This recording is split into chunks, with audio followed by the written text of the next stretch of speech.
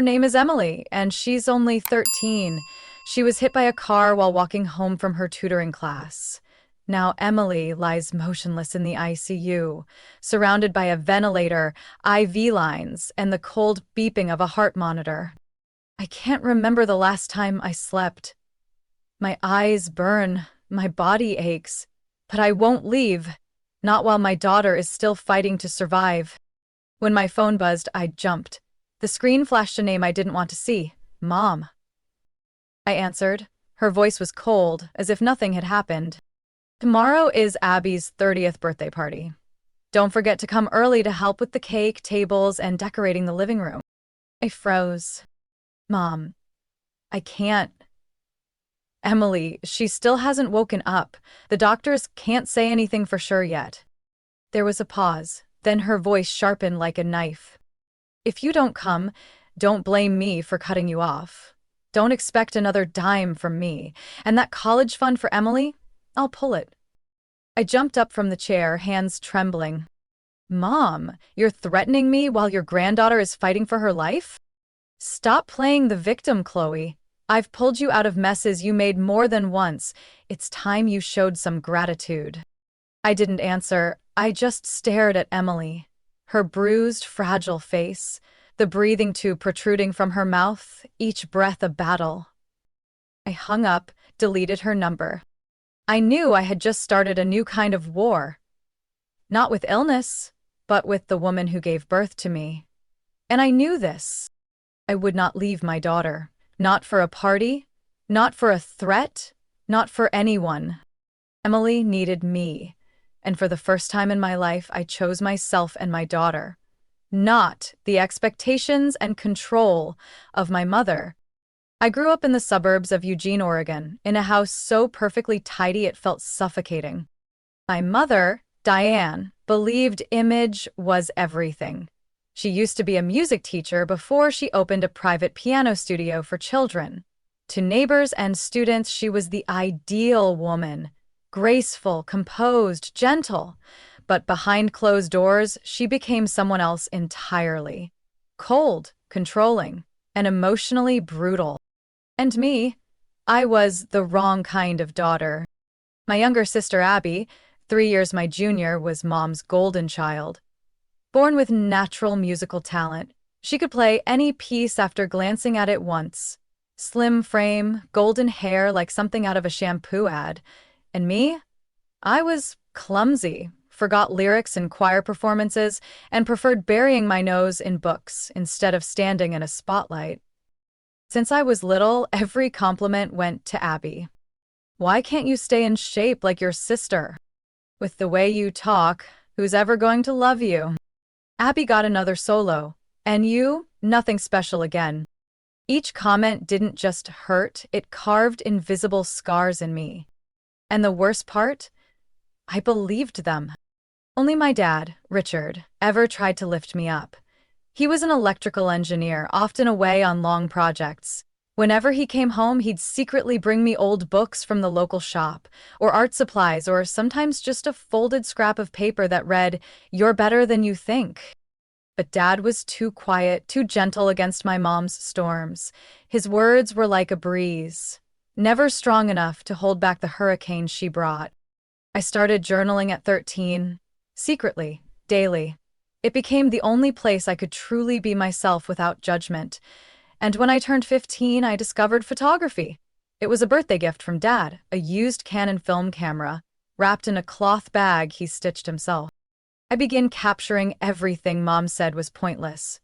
The crack in our old wall, the eyes of a stray dog, a gardener's muddy hands. But through my lens, I saw true beauty. Raw, unscripted beauty.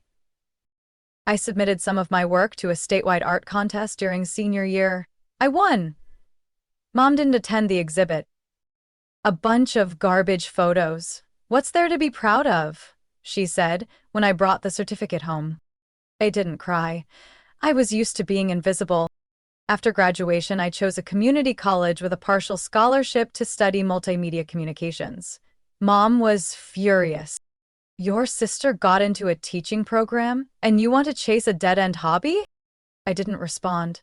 I quietly packed my things and left. That was the day I truly began to live, even if life back then was anything but easy. During my second year of college, I met Liam. He was studying aerospace engineering and planned to join the Air Force after graduation.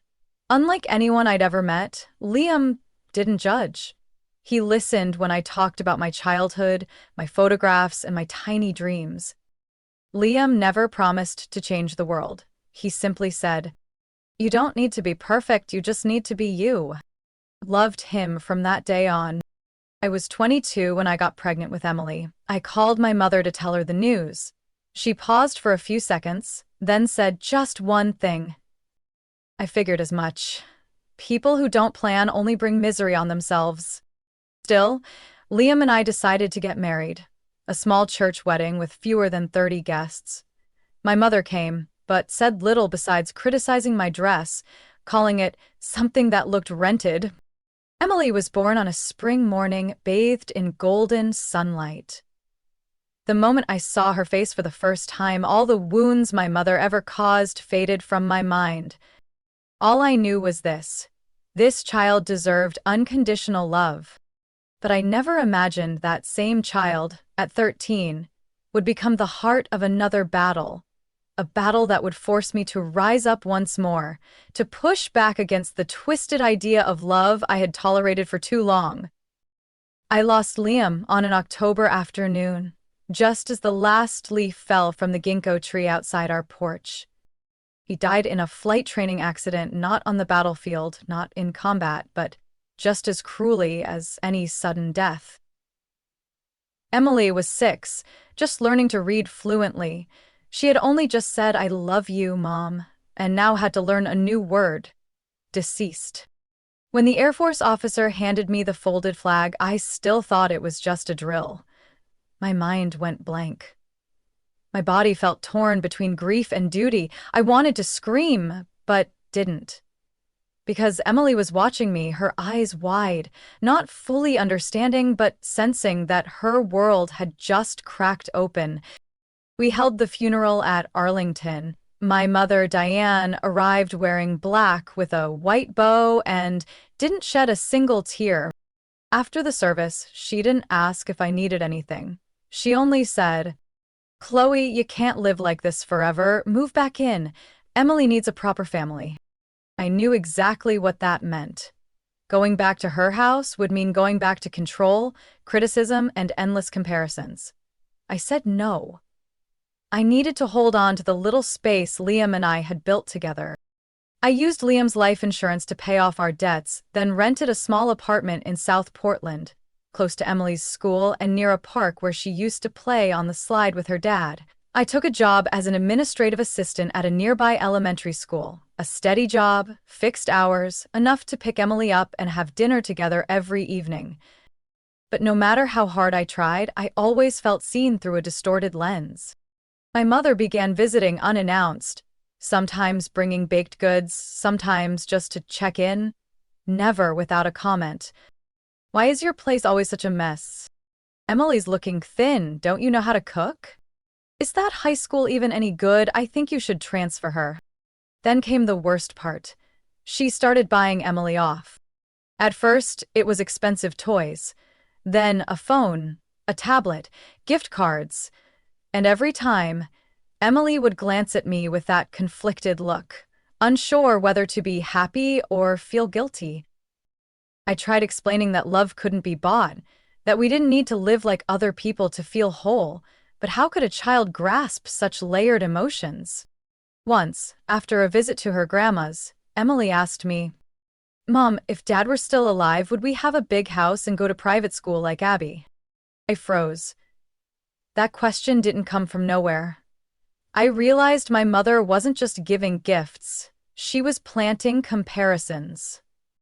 I was angry but also crushed, because no matter how hard I tried, I was always being positioned lower, not just in my mother's eyes, but now inside my daughter's heart.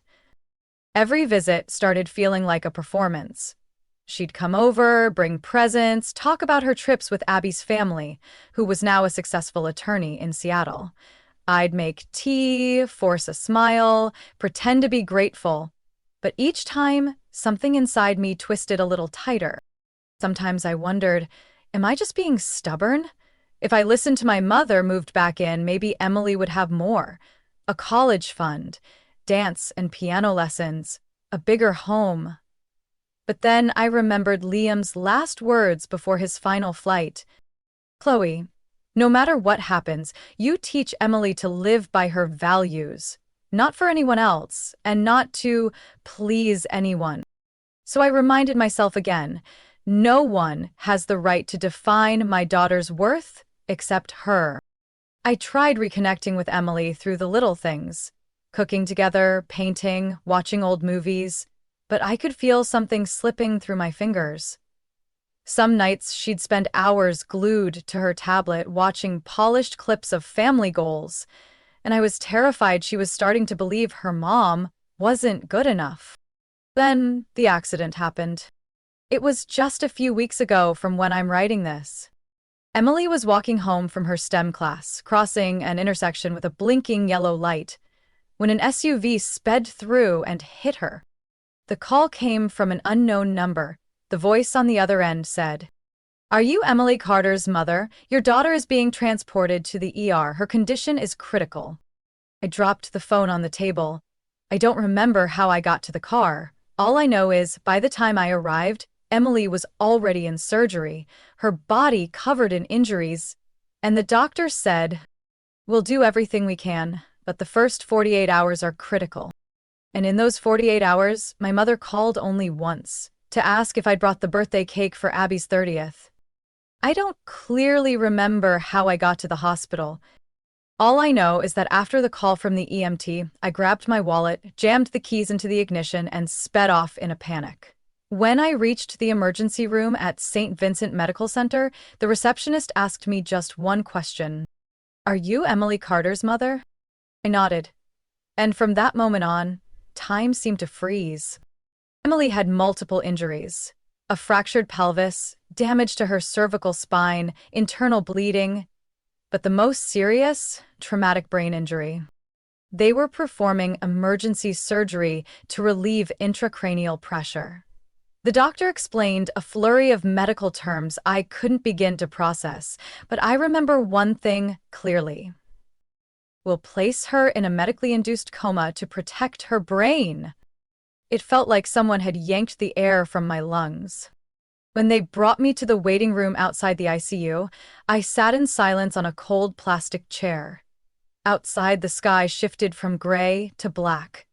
Inside, the hours dragged by in a blur of ventilator beeps, patient names over the intercom, and a knot of fear tightening in my chest. I called my dad. He picked up after 2 rings. No small talk, no questions. He just said, "I'll be there soon." My father is 70, diabetic, and had a knee replacement last year, but he still drove 4 hours from Bend to Portland overnight. He arrived at sunrise, gently placing a trembling hand on my shoulder, his eyes tired but full of quiet strength. "You don't have to carry this alone, Chloe. I'm here." My mother didn't come. She didn't text to ask how Emily was. No phone call to check in. Just one text exactly at 8 a.m. the next morning. "Don't forget Abby's birthday party starts at 5. Bring the lemon cake like you promised." I didn't respond. I didn't delete the message either. I left it there, a silent marker of something inside me that had broken beyond repair. The next 3 days, I didn't leave the hospital. Not once. The nurses had to beg me to step out just to use the bathroom. I lived on dry sandwiches and cold water from the filter. Every beep from the monitor made my heart clench. Emily lay there, motionless beneath a mess of wires, her skin pale, her eyes shut, as if she were trying to dream of something beyond the nightmare. I sat beside her, telling her stories about our last picnic, about the baby squirrel in the park she wanted to take home. I told her stories about her dad, like the time Liam dropped her birthday cake, but still pretended to blow out the candles like nothing happened. I didn't know if Emily could hear me, but I believed somehow she was still there, fighting, and I had to stay so she'd know she wasn't alone. My dad went back at the end of day 3. He left me a bag of food, some clean clothes, and a small note. "You're stronger than you think." Underneath it was a check. Not a huge amount, but enough to keep me from worrying for the next few weeks. My mother remained silent. Abby didn't reach out either. It was as if Emily and I's tragedy was nothing more than an inconvenience on the grand schedule of their celebration. On day 4, when the head nurse suggested I try to rest a bit, I reluctantly left the ICU to take a quick shower and change clothes. I had barely laid down on the fold-out cot when my phone buzzed. It was my mother. I hesitated a few seconds, then answered, "You're really not coming? Tonight is Abby's 30th birthday." "Mom, Emily is still in a coma," I replied, my voice hoarse. "The doctor can handle that, but you, at the very least, should show up for a few hours, for the family's honor." I don't remember what I said after that. I just remember walking straight out into the hallway, leaning against the icy wall, my heart pounding like it was about to burst. Something inside me had cracked, not just because of her tone, but because, for the first time, I saw it clearly. My mother had never truly cared about me, or Emily. She only cared about appearances, about picture-perfect family photos, about the beautiful cake and a glamorous party room. But when her own granddaughter was fighting for her life, all she could worry about was whether someone would be there to cut the cake. I had just returned to the ICU room and hadn't even sat down next to Emily's bed when my phone buzzed again. It was my mother. I looked at the screen, a wave of suffocating discomfort rising in my chest. After everything that had happened, I still answered. I still hoped. Somewhere inside her, there would be concern, a sliver of care for Emily. But no. "Chloe," she began, her voice sharp, like she was scolding a waiter who forgot the water. "I've been very patient, but today is Abby's 30th birthday. You can't leave the entire family waiting and just not show up." I took a deep breath, trying to keep my voice steady. "Mom, I already told you, Emily is still in a coma. I can't leave her alone. Not now." "There are nurses, there are doctors," she cut in. "They're trained to care for patients, and you're just overreacting. What's the harm in leaving for a few hours?" I bit my lip. I could hear the sounds behind her. Laughter, clinking cutlery, music playing. They were partying. While I sat by my daughter's bedside, praying every hour that her breathing would stay steady, that the numbers on the monitor wouldn't drop without warning. "Mom, she might not wake up," I choked out. "I can't leave. Not now." The line went quiet for a few seconds. Then my mother's voice lowered, not to show sympathy, but to threaten. "If you don't come tonight, don't expect any more financial support from me. Emily's college fund. You know it's money I've set aside personally. And you can forget about it if you're going to choose that child. I mean, if you're going to choose her over your family." I froze. In my mind, I saw Liam again. How he had held our daughter on that autumn afternoon, kissed her forehead, and whispered, "I promise to always protect you, no matter what." But now, the only one left to keep that promise was me. "So, you're forcing me to choose between my daughter and a birthday party?" I asked slowly, each word scraping my throat. "Don't be dramatic," she sighed, as if I were some burden dragging the whole family down. "Family is about duty, about sacrifice. No one gets a free pass." I let out a quiet laugh, not from amusement, but because suddenly, everything was so clear. I had spent my whole life sacrificing, bowing my head, tolerating it all, just to feel loved. Or at least, not abandoned. But I couldn't let Emily grow up believing that's what love looked like. "You're right, Mom," I said softly, my voice strangely calm. "Family is a responsibility, and right now, I'm doing my part, being a mother." "Chloe," Her voice snapped. No. Listen carefully. If skipping a birthday party means being cut out of your will, out of that college fund, out of your affection, so be it. But I will not let my daughter grow up thinking that love comes with control and threats. I ended the call, didn't wait for her response, just pressed end. And for the first time in all my 36 years as Deanne Peterson's daughter, I went into my contacts, found Mom, and deleted it. No hesitation, no tears, just a deep sense that an invisible cord, one that had been wrapped tightly around my chest for years, had finally been cut. I returned to Emily's bedside and sat down. Her face was still pale, her breathing still machine-assisted, but I gently held her tiny hand and whispered, "I choose you, Emily, every time, every moment, no matter who turns their back on us. I'm here." A nurse walked in with a fresh blanket and a warm meal. "Are you okay?" she asked, glancing at my exhausted face. I smiled, not quite sure it counted as a smile, but I answered honestly, "No, but maybe someday I will be." I spent that 5th day in the hospital with puffy eyes, an aching spine from sleeping upright, and a heart that clenched every time Emily's monitor beeped too loudly or paused for a second too long. Dr. Patel, the neurologist directly overseeing Emily's condition, cautiously informed me early that morning. "We're going to start tapering her sedation today. If everything remains stable, her body will gradually begin to wake up. But this is a long process and nothing is guaranteed." I nodded, silently committing every word to memory like a student facing a life or death exam. That entire day, I didn't leave my chair. I told Emily about the school play she had been preparing for, the witch role where she'd just memorized her first line.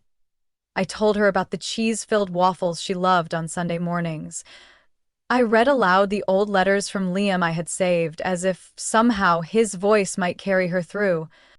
By the time night fell, I was so exhausted that a nurse brought me a cup of hot tea and gently urged me to rest in the family room. "Just 20 minutes," she said. "I'll watch over Emily. If anything happens, I'll call you right away." Reluctantly, I agreed. My body was breaking down, though my mind still felt strung tight like a violin string. I dozed off, not dreaming, not thinking, just sinking into a deep, dark void. The phone in the room rang. I bolted upright. I didn't need to ask. I knew something had changed. I ran back to the ICU, heart pounding, feet barely touching the floor. When I entered, Nurse Kelly was bent over the monitor. Her face was calm, but her eyes? Her eyes held something different. A flicker of hope? "There's new reflex activity," she said quickly. She blinked. She took a few shallow breaths on her own. And her hand just twitched when I touched it. I didn't respond. I rushed to the bedside, gripping Emily's tiny hand. "Emily? It's Mommy. Can you hear me, sweetheart?" 1 second. 2. Nothing. Then, a finger moved, just slightly, but I felt it, like a message sent straight from the universe. I dropped to my knees, tears pouring down my face. "My sweet girl, if you can hear me, try blinking again." And this time, she did. Her eyes fluttered slightly, her lids trembling as though fighting through a thick curtain of sleep. "Doctor," Kelly called, rushing out of the room. I held onto Emily's hand. "No rush, baby, I'm right here. Take your time, Emily." In that moment, I didn't hear the machines. I didn't feel afraid. I only saw my daughter's eyes slowly opening. Those green eyes exactly like Liam's. Dr. Patel arrived within 3 minutes, followed by a team of nurses. They quickly ran pupil checks, asked basic questions, and observed Emily's responses. Though she was still very weak, it was clear to everyone Emily was waking up. When they left to let her rest, I returned to her side and held her hand again. This time, she squeezed back, softly, faintly, but meaningfully. "Emily?" I whispered, my voice breaking. I've been here the whole time. I never left.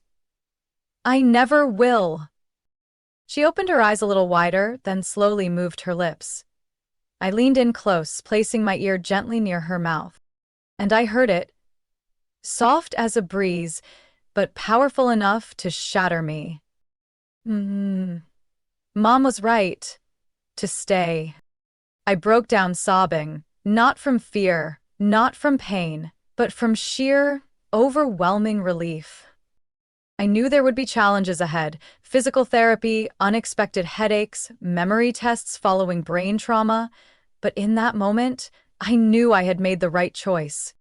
Not the party, not appearances, not a conditional scholarship fund, not the judgmental glances.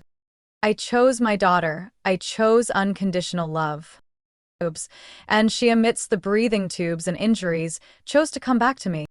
Emily was transferred out of the ICU the next morning. She was still very weak and needed breathing support, but she could keep her eyes open longer and communicate through tiny nods and lip movements. To me, that felt like a miracle in motion.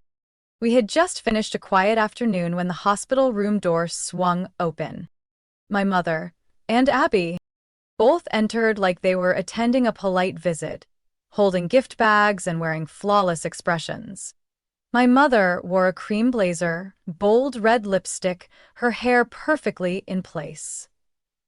Abby was still Abby, poised, elegant, with a hint of tension, but the kind that comes from embarrassment, not concern. I stood up, placing myself between them and Emily. "Chloe, how is she?" my mother asked, stepping straight to the bedside without waiting for an invitation. Emily turned away, saying nothing. I saw her eyes shimmer with tears. "Mom, come outside with me for a moment," I said. We stepped into the hallway. Abby followed behind, her heels clicking sharply against the hospital's white floor. Before I could say a word, Mom spoke up, her voice cold as ice. "You caused quite the stir at the birthday party with your absence. Abby had to lie and say you had the flu." I turned to Abby, speaking slowly. "Abby, how do you feel about having to lie to cover up the fact that I was sitting beside my daughter while she was fighting for her life?" Abby opened her mouth to speak but hesitated, avoiding my eyes. My mother pressed on, unfazed. Well, the girl's awake now. You can go home, get yourself together, and apologize to the family." I gave a faint smile. I didn't feel angry anymore, just a cold, bone-deep weariness. "Why are you really here today, Mom?" I asked bluntly. She blinked, pausing for the first time. "To see Emily, and to make something clear. Your father and I agree. Because of your disrespect and stubbornness, Emily's scholarship fund will be frozen, and you will no longer be the official heir in the will." Abby glanced at Mom with slight discomfort but said nothing. I stayed quiet for a few seconds. Then I said, "You can keep it all. The money, the estate, the power. I only ever wanted one thing you never gave me: respect." "Respect?" She scoffed. "Respect is for people who put family above selfish emotions, but you turned a medical situation into an excuse to defy me." I didn't react like I used to. No shouting, no tears. I just stood tall and said clearly, "I don't want a single dollar from you if the price is abandoning my daughter to save your reputation." Abby spoke, gently.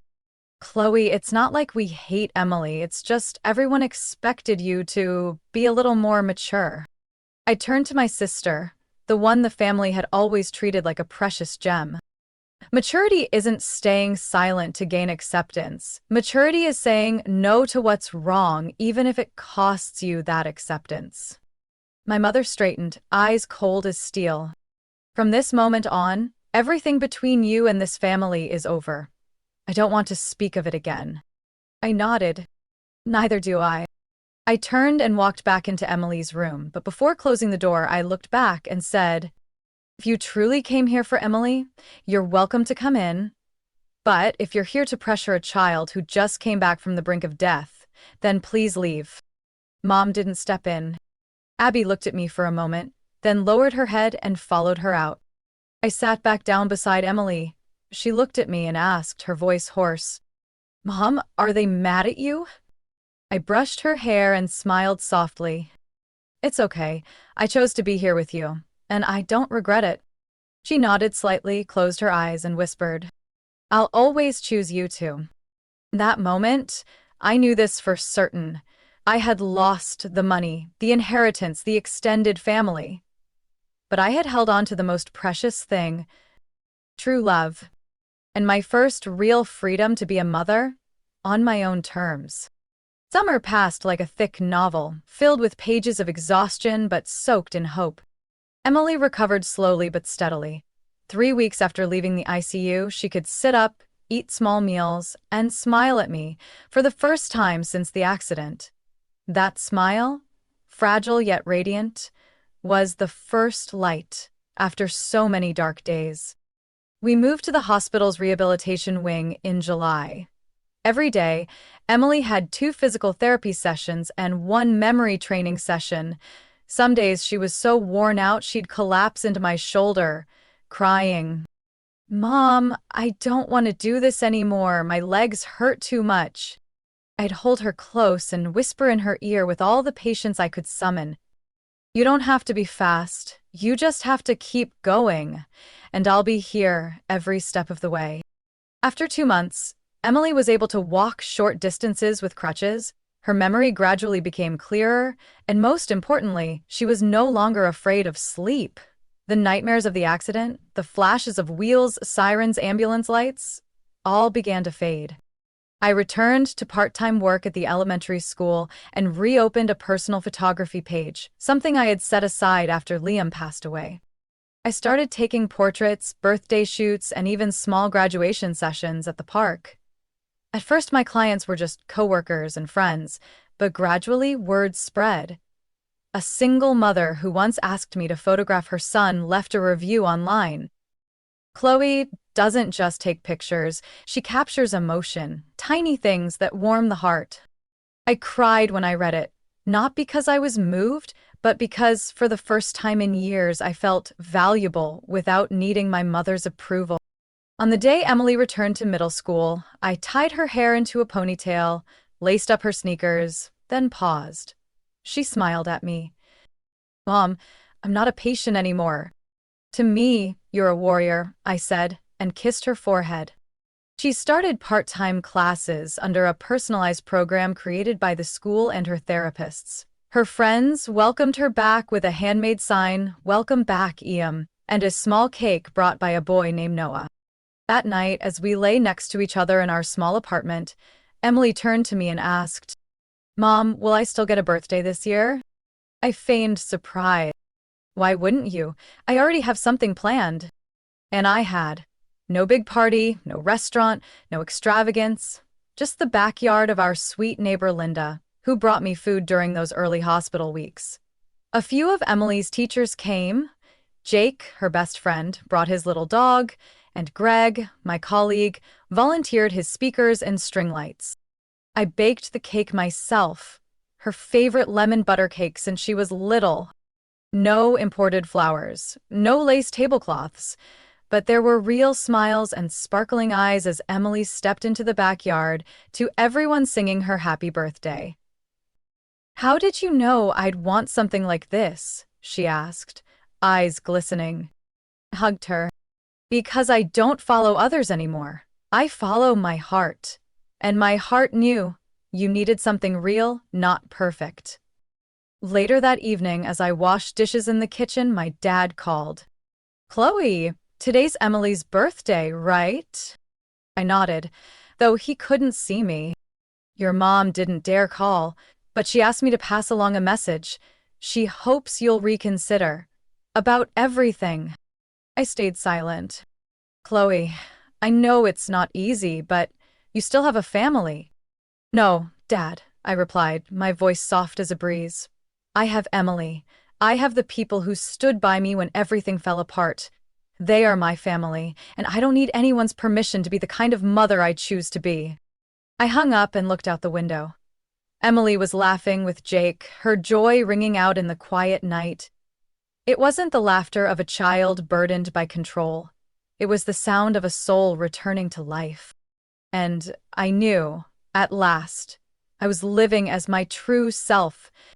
A week after Emily's 13th birthday, the two of us sat on the balcony of our little apartment, warm cocoa in hand, resting on an old pillow Liam brought back from his last work trip to Alaska. The air was crisp. Yellow leaves floated down, tapping the rail like a gentle reminder that a season was ending. Emily rested her head on my shoulder and asked softly, "Mom, what if Grandma never calls again? Will that be okay?" I looked at her and gently asked, "How do you feel about that?" She was quiet for a moment, then whispered, "I think it's okay, because the ones who really love me are already here." I swallowed hard, not from anger, not from pain, but because at 13, my daughter saw clearly what took me 36 years to understand. Family isn't where you must bow to be accepted. It's not where love comes with strings attached. Family is where you don't have to prove you're worthy of being loved. For so long, I bent over backwards trying to be the good daughter in my mother's eyes. From the days I was compared to Abby, to smiling through family dinners, to biting my tongue at her critiques of my parenting. I lived as if love was something to earn. But then I became a mother, and Emily, in her own way, became the mirror that reflected every boundary I once let others draw around me. I used to think losing my mother's financial support would be the end. But it wasn't. It was the beginning. I used to think being cut from the will meant I no longer belonged. But it wasn't. It was liberation. I used to think without my mother's approval, I'd always be the failed daughter. But Emily looked at me with unwavering trust and told me I was the best mother she could ever have. Real family doesn't require shared blood. Sometimes it's a neighbor who lends you her backyard for a birthday party. It's Dr. Patel, who stayed after hours to explain brain scans in ways I could actually understand. It's Ms. Davis, who quietly brought porridge to the hospital for the first 3 weeks. They don't share the Carter name, but they stayed when blood relatives turned their backs. One late autumn afternoon, Emily received an invitation to join a learning recovery program, along with a prompt to write about a silent hero in her life. She slipped the paper into my hand, shyly. "I wrote about you, but I'm not sure the teacher will believe it." I smiled and teased, "Why not?" She rested her chin in her hands and whispered, "Because you don't look like a superhero with a cape, but you're the only one who stayed with me, even when everyone else thought you should leave." I couldn't say anything. I just hugged her for a long time. That night, after Emily had fallen asleep, I quietly reopened an old email from my mother. It was still the same cold legal notice from the attorney's office, still the same familiar tone. Commands, conditions. I hit forward and sent it to myself. Not to respond, but to remind myself I once let others define my worth, and I don't live that way anymore. I opened my contacts and searched for Abby's number. I didn't call, but I renamed it Former Sister. Not out of anger, but acceptance. Acceptance that some relationships don't need saving if the price is losing yourself. One November afternoon, Emily looked over at me editing photos on my laptop and asked, "Mom, are you tired, working and taking care of me?" I turned to her and brushed her hair back. "I am tired, but I feel light, because for the first time in my life, I'm not chasing anyone to be loved." Emily smiled, took my hand, and whispered, "You already taught me that." I nodded, but deep down I knew it was she who taught me. And if you're reading this, wondering whether you're strong enough to let go of a relationship that makes you question your own worth, I don't have the answer. But I do have a simple truth. You don't need anyone's permission to be yourself. You don't need conditions to be loved. And sometimes, family isn't where you were born. It's where you're allowed to stay when everything else disappears. My story isn't just about fighting for my daughter's life, it's about reclaiming my own. From someone who lived in fear, craving family validation, I've learned to release toxic emotional chains and live by my own worth. Emily didn't just heal physically, she became a symbol of faith and unconditional love. I no longer fear being cut off, because I now know real love doesn't need conditions to survive. What do you think about Chloe's choice? Would you have the courage to stand up for your child like she did? Share your thoughts in the comments, and don't forget to follow the channel for more powerful stories of love, resilience, and family strength.